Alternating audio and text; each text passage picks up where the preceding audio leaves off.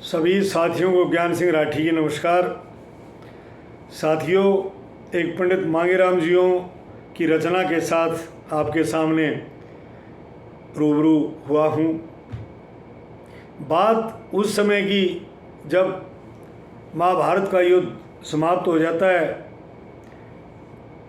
पांडव कुरुक्षेत्र से हस्तिनापुर को लौट जाते हैं और द्वारिकाधीश श्री कृष्ण जी वापस द्वारिका पहुंचते हैं। जैसे द्वारिका पहुंचते हैं, रुक्मणी आगे भरी भराई मिलती है, कहती है कि आगे आप। बोले आगे। बोला मैं तो कई दिनों की इंतज़ार कर रही थी। बोला क्यों? बोले क्या करके आ गया तू? गुस्से में थी वो, इसी प्रकार बात करी थी कृष्ण जी से। बोला क्या करे आया? बोला 18 अक्षौणी सेना खपाया सारी की सारी। ऐसा क्यों किया? फिर एक तरफ तो 7 अक्षौणी सेना थी, एक तरफ 11 अक्षौणी सेना थी, जिसमें आपकी नारायणी सेना थी। उसके बावजूद भी उनको हराया और उनको जिता के आ गया। यो कौन सा न्याय किया तने? वो बोला ना मैंने उनको हराया और ना मैं वहाँ लड़ा। ये तो अच्छे कर्मों का और बुरे कर्मों की लड़ाई थी, बुराई की और अच्छाई की लड़ाई थी। जिन्होंने गंदे कर्म किए थे उनकी हार हुई, जिन्होंने अच्छे कर्म किए थे उनकी विजय हुई। वो मानती नहीं है। फिर एक बात के द्वारा कृष्ण रुक्मणी को धमकाते हुए क्या कहता है? दादे ने गजब की कविताएं लिखी है, पर ये गाई कम गई है। क्या बताया? बोला तेरी वीर की जात रे रुक्मणी, ये मर्दा की कहानी से और जीना मरना कर्मों का फल या कृष्ण की वाणी से। तेरी वीर की जात रे रुक्मणी, या मर्दा की कहानी से और जीना मरना कर्मा का फल या कृष्ण की वाणी से। दादा मांगे ने क्या क्या बताया, एक एक बात गजब की। भीषम पितामह कर्म भूल गया, तू सुन ले रुक्मणी मेरी। सवा जोड़ के पांडवा की उस दुर्योधन ने घेरी।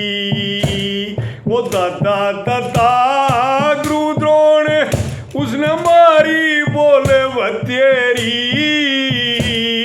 बोलना तो दूर रहा उन्हें पीठ तो लगना फेरी रे। बोलना ते दूर रहा उन्हें पीठ तो लगना फेरी। कर्म खा गया उस विषम पिता ने, यो कर्म न फानी से। जीना मरना कर्मा का फल या कृष्ण की वाणी से।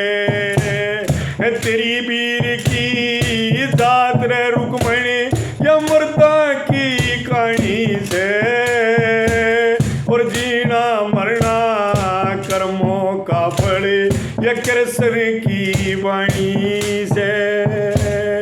तो बोला भाई कर्म खा गया, मैंने कुछ नहीं किया रुक्मणी। फिर क्या बताया कर्ण और अर्जुन के बारे में, किस किस ने बुरे कर्म करे उनके सब गिना दिए।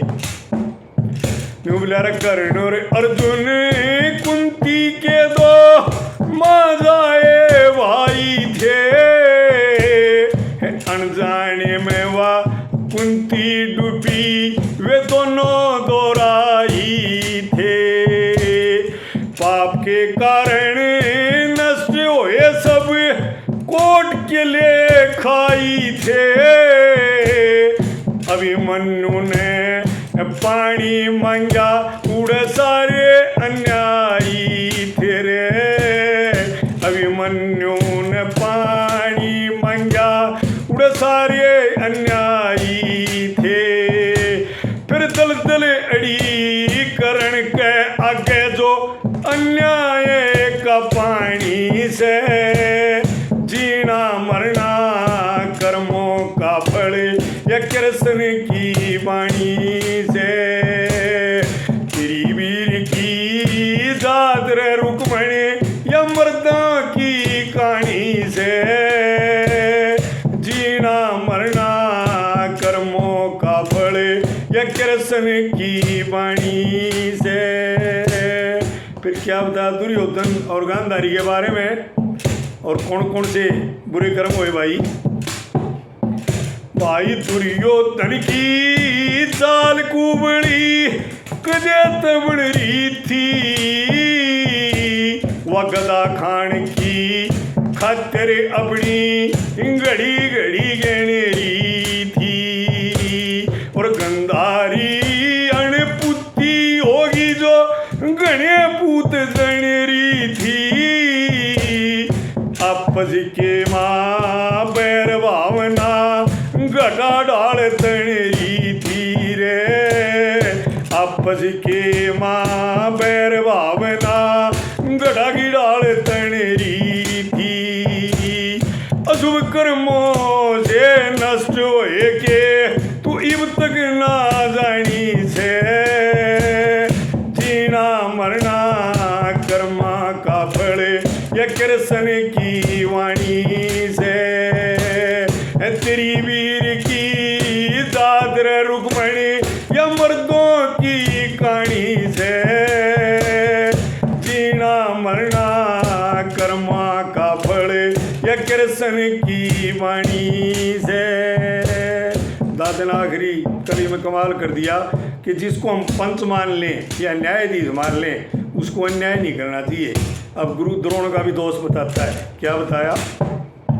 22 साल हो गए डंडी मारे या न्यू धरती पट्टी से। गुरु द्रोण ने जुल्म करे लड़ी एकलव्य की काटी से। सिधर आत्मा सच्चा ब्राह्मण या अन्याय न लाठी से। मन जन्म लेने ने गाम सोसाना रपड़ने ने जाटी से। मन जन्म लेने ने गाम सोसाना और पढ़ने ने जाटी से। श्री मंगेरा में गुरु की कीर्ति, श्री मंगेरा में गुरु की कीर्ति, मन जन्म जन्म गाड़ी से। जीना मरना कर्मा का फल माँ की वाणी से। तेरी वीर की दातर रुक्मणी या मर्दों की कहानी से। जीना मरना कर्मों का फल या कृष्ण की वाणी से रे। जीना मरना कर्मों का फल या कृष्ण की वाणी से। भाइयों धन्यवाद। आपको ये दादा मांगे राम जी की रचना कैसे लगी और मेरी ये एक अदनी सी कोशिश कैसे लगी, ज़रूर टिप्पणी करना। और इसी तरह की पुरानी बातें पुराने किस्सों से ढूंढ के मैं आप तक लाता रहूँगा। और सभी भाइयों को नमस्कार, जय हिंद, राम राम।